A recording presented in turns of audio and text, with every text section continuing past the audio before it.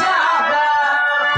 भैया हम नहीं कहते, बड़े बड़े संत महापुरुष कह के चला गए कि काल के आई है काल के जागा, दूसरे के जटी जटी कई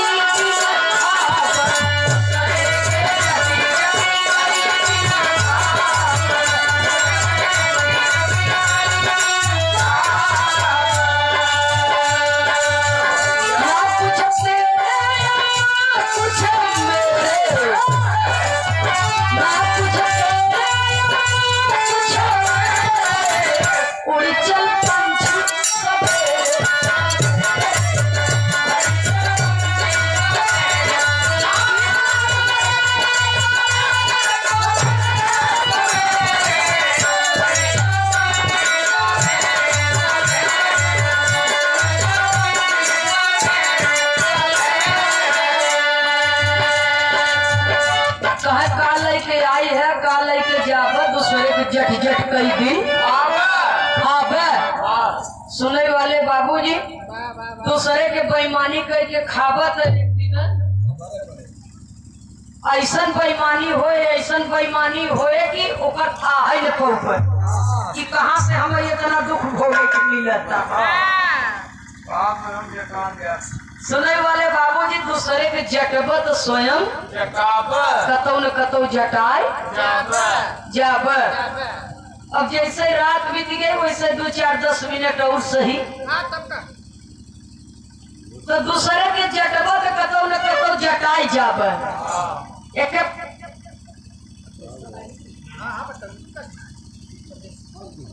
एक ही परदेसी बेचारा परदेश से आए, एक हफ्ता रहा घरे परदेसिया और एक हफ्ता के बाद फिर ओकर रिटर्न टिकट रहा। बम्बई जात रहा बाबूजी और एक दिन पहले न बने दोस्त यार से मिल के सवेर भर जौने दिन जाए के लड़कवा के पास के सिक्का देश का जाए अगरबत्ती ले आओ पूजा पाठ कर ले। अब धीरे धीरे समय होता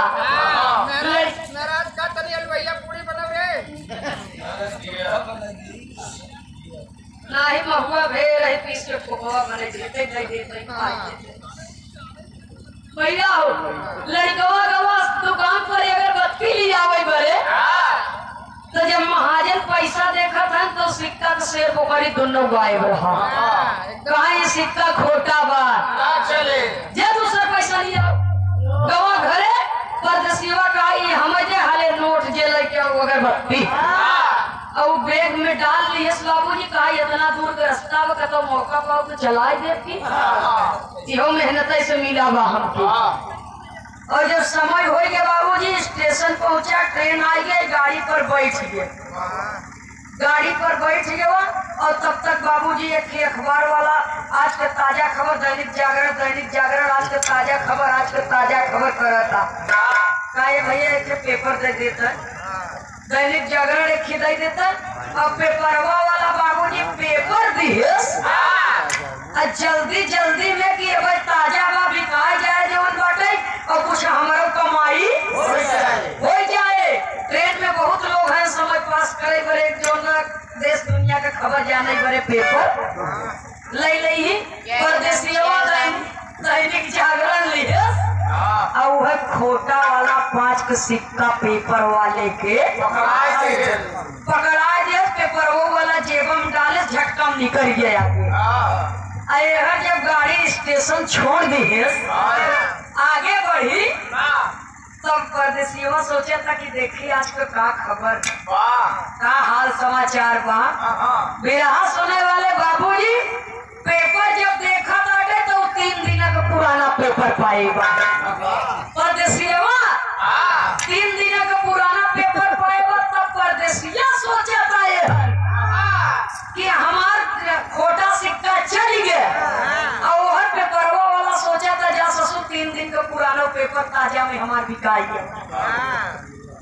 ताजा में बासी हम मिले के बेच दिया बाबूजी। तो सोचा था हम जटे है वो सोचा था हम जटे है और देसिया कहा हम तो सोचा कि हम ही चलाक है लेकिन हम जटाई गए जगह पर तो केहू के जटब तो कतो न कतो जटाई जब सुने वाले बाबूजी तो यहाँ पर दूसरे के जट जट कई दिन गंगा जब जावा तब दर्शन मिले, जमुना जब जावा तब, मंदिर जब जावा तब, मस्जिद जब जावा मानव मानव का दर्शन दुर्लभ बा। जब तक श्वासा बा तब तक आशा बा, जो दिन श्वासा खत्म होती ना आज बा काल ही के पता नहीं बता